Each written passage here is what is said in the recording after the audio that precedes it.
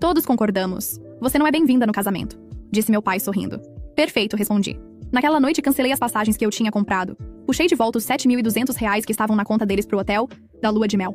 E na manhã seguinte, o telefone explodia com 18 chamadas perdidas, 32 mensagens. Mas o que realmente me surpreendeu foi o que veio depois. Tudo começou há uns 6 meses, quando minha irmã ficou noiva. Eu estava super empolgada, sabe? Sempre fomos próximas. Ou pelo menos eu achava que éramos. Minha irmã sempre foi a queridinha da família.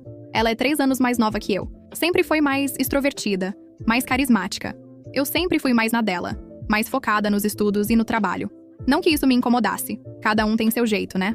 Mas quando ela anunciou o noivado, parecia que toda a família tinha encontrado um novo propósito na vida. O contexto da nossa família é bem complicado. Nossos pais sempre fizeram diferença entre nós duas.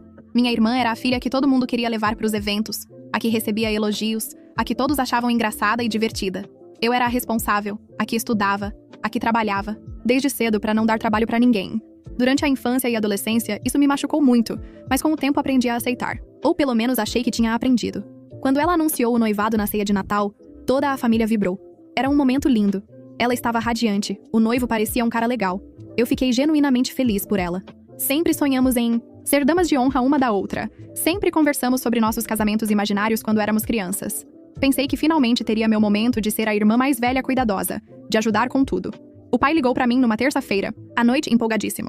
Disse que precisava da minha ajuda para bancar parte do casamento da minha irmã. Olha, eu tenho uma condição financeira boa. Trabalho numa multinacional há 8 anos. Nunca pedi nada pra família. Sempre me virei sozinha. Quando ele pediu, meu primeiro impulso foi ajudar. Família é família, né? Acabei bancando mais de R$ 20 mil. Não foi fácil, tive que mexer na poupança que estava juntando para comprar meu apartamento. Mas pensei, é o casamento da minha irmã. Ela só vai casar uma vez na vida. Paguei a reserva do salão, as passagens da lua de mel, parte da decoração, a iluminação especial, o transporte dos convidados. Praticamente virei a coordenadora financeira do evento. A minha mãe ficava me ligando toda semana agradecendo, dizendo que eu era uma filha maravilhosa, que sem mim o casamento não seria possível. Isso me deixava feliz, porque sentia que finalmente estava sendo reconhecida pela família, que meu esforço estava sendo valorizado, que eu também era importante, para eles. Durante meses, eu vivia recebendo ligação da minha irmã pedindo opinião sobre isso e aquilo. Que cor da toalha usar, qual buffet escolher, se o vestido estava bonito. Eu achava que estava sendo incluída, que minha opinião importava. Que inocente eu fui. Passava horas no telefone com ela, pesquisando fornecedores, comparando preços, negociando descontos porque eu conhecia gente no ramo. Me sentia útil, parte importante daquele momento especial da vida dela. Até ajudei a escolher o vestido de noiva. Fomos juntas em 3 lojas diferentes num sábado inteiro de compras. Ela experimentava os vestidos e eu dava minha opinião, tirava fotos, ajudava a decidir qual ficava mais bonito. No final, ela escolheu exatamente o vestido que eu tinha sugerido. Me senti tão feliz naquele momento, como se fosse a irmã mais velha cuidadosa que sempre quis ser. 3 semanas antes do casamento, comecei a perceber que algo estava estranho. As ligações da minha irmã diminuíram drasticamente. Quando eu mandava mensagem perguntando sobre os últimos detalhes, ela respondia secamente. Pensei que fosse nervosismo de noiva, coisa normal. Mas havia algo diferente no tom dela, uma frieza que não estava lá antes. Tentei marcar um almoço pra gente conversar sobre os últimos preparativos, mas ela sempre tinha alguma desculpa. Estava ocupada com prova de vestido, com reunião no salão, com teste de maquiagem. Sempre alguma coisa que não incluía minha presença. Comecei a ficar preocupada, achando que talvez ela estivesse estressada demais com os preparativos. Na semana anterior ao casamento, liguei pra minha mãe perguntando se estava tudo bem com minha irmã. Ela respondeu de forma evasiva. Disse que era normal noiva ficar nervosa, que eu não precisava me preocupar. Mas alguma coisa no tom dela também estava diferente. Era como se ela estivesse escondendo alguma coisa de mim. Aí veio aquela ligação. Era uma quinta-feira à noite. Eu estava chegando do trabalho cansada, querendo só tomar um banho e assistir Netflix. O telefone tocou. Era o pai. A voz dele estava diferente, meio formal, como se estivesse lendo um roteiro. Ele foi direto ao ponto. Disse que a família tinha se reunido e chegado a uma conclusão. Que eu não era bem-vinda no casamento da minha irmã. Que minha presença ia causar desconforto para os convidados. Que eu era muito dramática, muito complicada. E que eles preferiram me excluir para ter um evento mais harmonioso. Eu fiquei em choque. Perguntei o que eu tinha feito de errado. Ele disse que não era sobre o que eu tinha feito, era sobre quem eu era. Que eu sempre fui difícil de lidar. Que minha personalidade não combinava com o clima de festa que eles queriam. E o pior, ele estava sorrindo enquanto falava isso. Eu conseguia ouvir o sorriso na voz dele. Naquela noite, eu não consegui dormir. Fiquei olhando pro teto, tentando entender o que tinha acontecido. Como assim eu não era bem-vinda? Eu que tinha bancado praticamente metade do casamento? Eu que tinha deixado meus próprios planos de lado pra ajudar? Na manhã seguinte, bem cedinho, coisa de 6:30 da manhã, eu me levantei com uma clareza mental que não sentia há anos. Abri o notebook. Entrei no site da companhia aérea e cancelei as passagens da lua de mel que estavam no meu cartão. Eram 2 passagens para o resort em Cancún, quase R$ 8.000 só de passagem. Em seguida, liguei para o banco e cancelei a transferência de R$ 7.200 que estava programada para sair da minha conta na segunda-feira. Era o dinheiro do hotel da lua de mel, 5 diárias numa suíte presidencial. Depois, fui atrás de todos os contratos que eu tinha assinado ou que estavam no meu nome. E olha, foram muitos. O salão de festas estava no meu nome porque eu tinha o score de crédito mais alto da família. A decoração especial, a iluminação, o transporte dos convidados, tudo estava vinculado ao meu CPF. Passei a manhã inteira cancelando tudo. Cada ligação que eu fazia, eu sentia um alívio maior. Era como se eu estivesse tirando um peso das costas que nem sabia que estava carregando. Coisa de meio-dia, o telefone começou a tocar. Era minha irmã. Não atendi. 15 minutos depois, tocou de novo. Era o pai. Não atendi. Aí começou a chuva de mensagens. A primeira mensagem da minha irmã dizia que a gente precisava conversar, que tinha havido um mal-entendido. A segunda já era mais desesperada, perguntando por que eu tinha cancelado as passagens. A terceira era em caps lock, dizendo que eu estava sendo infantil. O pai mandou uma mensagem dizendo que eu estava exagerando, que eles só queriam um evento mais íntimo, mais familiar. Eu pensei, mais familiar sem a filha que bancou o evento? Faz sentido. Durante a tarde, descobri algo que me deixou ainda mais revoltada. Uma tia, irmã da minha mãe, me ligou preocupada. Ela disse que tinha visto umas mensagens no grupo da família que me fizeram o sangue ferver. Minha tia sempre foi mais próxima de mim, sempre me defendeu quando meus pais faziam diferença entre mim e minha irmã. Ela estava genuinamente chocada com o que tinha visto. Aparentemente, depois que o pai me ligou na quinta-feira, eles ficaram rindo da situação no grupo. Minha irmã disse que tinha sido mais fácil do que imaginava me convencer a não ir. O pai disse que eu sempre fui muito dramática mesmo, que era melhor eu ficar em casa. Até primos que eu mal conhecia estavam comentando, dizendo que eu sempre fui a ovelha negra da família. Era como se eu fosse um estorvo que finalmente tinha sido removido. O que mais me machucou foi ler que minha própria mãe tinha concordado. Contudo, ela, que ficava me ligando agradecendo pela ajuda, que dizia que eu era uma filha maravilhosa, estava rindo junto com os outros. Tinha dito no grupo que eu sempre fui problemática, que o casamento ia ser mais tranquilo sem minha presença. Mas o que mais me doeu foi descobrir que essa decisão não tinha sido tomada na última hora. Eles vinham planejando me excluir há semanas. Estavam só esperando eu terminar de pagar tudo para me dar o chute. Usaram meu dinheiro e minha boa vontade até o último momento. Era um plano elaborado, pensado, discutido entre eles enquanto eu achava que estava ajudando minha família. Minha tia me contou que eles tinham até discutido quando seria o melhor momento para me contar. Alguns achavam que deviam esperar até depois do casamento para não correrem o risco de eu cancelar os pagamentos. Outros achavam que era melhor me contar antes para evitar constrangimento no dia. No final, decidiram me contar uma semana antes, achando que eu não teria coragem de cancelar tudo em cima da hora. Nessa altura, já eram umas 4 da tarde, e eu tinha cancelado quase tudo. Faltava só o salão de festas. Esse foi o mais difícil, porque eles iam perder a entrada, quase R$ 15.000. Mas sabe de uma coisa? Não foi problema meu. Eles que decidiram me excluir, agora iam ter que arcar com as consequências. Hesitei por uns minutos, porque sabia que isso ia acabar com o casamento de vez. Mas aí lembrei de como eles riram de mim no grupo, de como planejaram me usar até o último centavo. Liguei pro salão e expliquei a situação. Como o contrato estava no meu nome, eu tinha direito de cancelar. A moça do atendimento até tentou me convencer a não fazer isso, disse que faltavam só 2 semanas e que seria difícil remarcar. Mas eu estava decidida.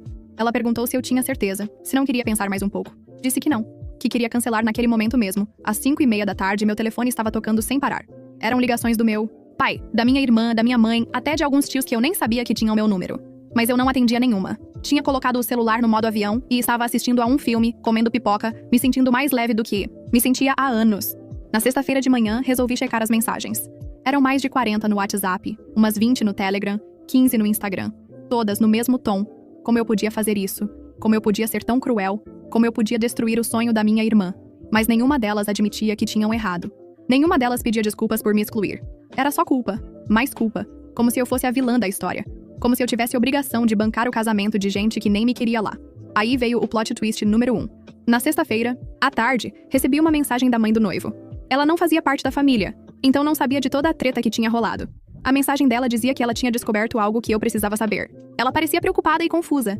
Disse que não entendia muito bem o que estava acontecendo, mas que achava que eu deveria ficar sabendo. Segundo ela, minha irmã e meu pai tinham aberto um cartão de crédito no meu nome sem eu saber. Usaram meus documentos, minha renda, meu CPF, tudo. O cartão tinha um limite alto, coisa de R$ 25.000, e eles pretendiam usar para cobrir os custos extras do casamento. A mãe do noivo tinha descoberto porque minha irmã comentou com o filho dela, achando que não tinha problema nenhum. Ela disse que o filho ficou chocado quando soube, que achou muito errado fazer isso sem minha autorização. Foi aí que ela decidiu me contar, porque achou que eu tinha o direito de saber. Disse também que não entendia porque eu não estava mais participando dos preparativos, que minha irmã tinha dito que eu estava passando por problemas pessoais. Eu fiquei em choque. Não era só uma questão de me excluir do evento, era fraude mesmo. Eles tinham planejado me usar até o último centavo e depois me jogar fora. Imediatamente liguei pro banco e bloqueei tudo. Confirmaram que realmente tinha sido aberto um cartão no meu nome há 3 semanas. Ainda bem que eu descobri antes de eles usarem muito. Já tinham gastado uns R$2.000 em coisas pro casamento. Sábado de manhã fui direto à delegacia. Fiz um boletim de ocorrência por fraude e estelionato. Não foi fácil porque estávamos falando da minha própria família, mas eu não podia deixar passar. Se eles tinham coragem de fazer isso comigo, iam fazer com outras pessoas também. O delegado me orientou a juntar todas as provas que eu tinha.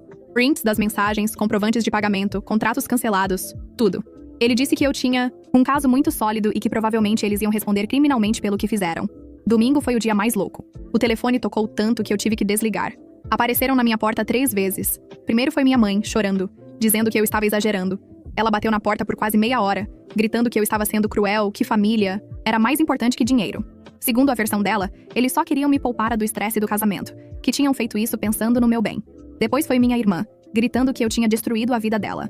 Ela estava desesperada, chorando descontroladamente, dizendo que todos os convidados iam descobrir que ela era uma pessoa horrível, que ia ficar marcada para sempre, que como eu podia fazer isso com ela, que éramos irmãs, que ela nunca esperava uma coisa dessas de mim. Por último, foi o pai, tentando me convencer que dava para resolver tudo numa boa. Ele estava mais calmo, mais calculista. Disse que entendia minha raiva, mas que a gente podia sentar e conversar como adultos. Que ele arranjava outro salão, outro fornecedor, que dava para resolver tudo se eu ajudasse. Falou como se eu tivesse obrigação de resolver o problema que eles criaram. Mas eu não abri a porta para nenhum deles. Tinha tomado minha decisão e ia manter. Eles que resolvessem o prejuízo que criaram sozinhos. Segunda-feira de manhã, recebi uma ligação do salão de festas. Eles queriam confirmar se eu realmente queria cancelar, porque tinham outras pessoas interessadas na data. Confirmei na mesma hora. Não ia voltar atrás. No mesmo dia, recebi uma mensagem da empresa de decoração. Queriam saber se eu ia manter o contrato ou se iam cancelar também. Cancelei. A empresa de transporte ligou com a mesma dúvida. Cancelei também. Terça-feira foi quando a ficha deles caiu de vez. Sem salão, sem decoração, sem transporte, sem hotel pra lua de mel. O casamento simplesmente não ia acontecer. Pelo menos não do jeito que eles tinham planejado. Aí começaram a chegar as mensagens diferentes. Não era mais raiva, era desespero. Minha irmã mandou um áudio chorando, pedindo pra eu reconsiderar, dizendo que ela ia morrer de vergonha dos convidados. O pai mandou uma mensagem dizendo que a gente podia conversar, que talvez tivesse rolado um mal-entendido. Mas sabe o que me irritou mais? Em nenhum momento eles admitiram que erraram. Continuavam tratando como se eu fosse a pessoa errada da história. Como se eu tivesse obrigação de aceitar ser humilhada e ainda pagar por isso. Quarta-feira recebi uma ligação do noivo. Coitado, ele não sabia de nada. Estava achando que eu tinha surtado do nada. Expliquei a situação toda pra ele. Contei sobre a exclusão, sobre o cartão de crédito fraudulento, sobre como eles tinham usado meu dinheiro até o último momento. Ele ficou em choque. Disse que não sabia de nada disso, que minha irmã tinha dito que eu não podia ir porque estava passando por problemas pessoais. Que mentira mais descarada. Quinta-feira foi o ápice. O casamento estava marcado para sábado e eles não tinham nada. Nada mesmo. Os convidados estavam ligando, querendo saber se o evento ia acontecer. Uns parentes de fora da cidade já tinham comprado passagem e reservado o hotel. Minha irmã apareceu na minha porta de novo, dessa vez com o noivo. Ela estava desesperada, chorando, dizendo que ia ter que cancelar tudo, que ia ser a maior vergonha da vida dela. Pediu pra eu pelo menos liberar o salão, que ela arranjava o resto. Sabe o que eu fiz? Abri a porta, olhei pra ela e disse: perfeito, é exatamente o que vocês merecem. E fechei a porta na cara deles. Sexta-feira foi o dia da verdade. Tiveram que ligar pra todos os convidados cancelando o casamento. 250 pessoas que tinham organizado a agenda, comprado presente, reservado o hotel. A vergonha foi tanta que eles nem conseguiram inventar uma desculpa decente. Falaram que tinha dado problema com fornecedores. Sábado, dia que seria o casamento, eu acordei cedinho e fui no salão que eles tinham reservado. Queria ver se realmente tinha sido cancelado.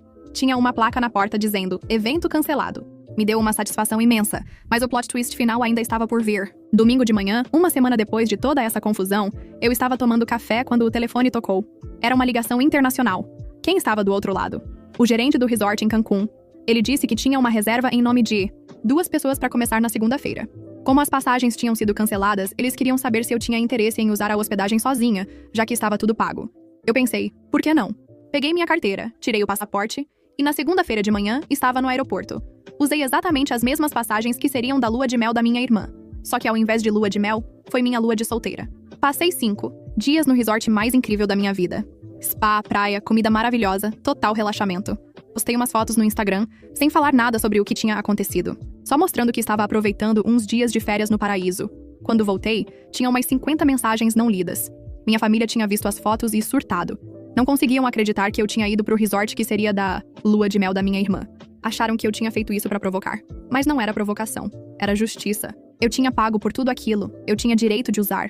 Umas 2 semanas depois, descobri que minha irmã e o noivo tinham terminado. Pelo que soube, ele ficou desconfiado de toda a história. Começou a questionar outras coisas, descobriu que minha irmã tinha mentido sobre várias situações e decidiu que não queria casar com alguém assim.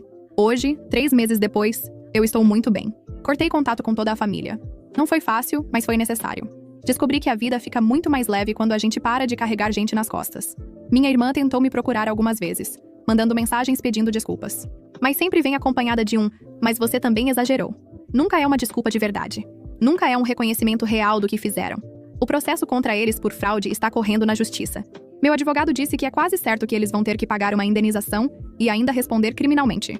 Não é sobre o dinheiro, é sobre o princípio. Ninguém pode fazer isso com outra pessoa e sair impune. Às vezes, eu me pergunto se fui muito dura, se não deveria ter dado uma segunda chance. Mas aí eu lembro de como eles riram da minha cara no grupo da família. Como eles planejaram me usar até o último centavo. Como eles abriram um cartão de crédito no meu nome sem minha autorização. E aí eu tenho certeza de que fiz o certo. Hoje, eu tenho uma vida muito mais tranquila. Sem drama familiar. Sem gente me usando. Sem ter que carregar ninguém nas costas. Comprei meu apartamento próprio com o dinheiro que sobrou na poupança. Estou namorando um cara maravilhoso que conheci no resort. A vida está boa. E você? Se estivesse no lugar dela, o que faria diferente? Deixe seu comentário.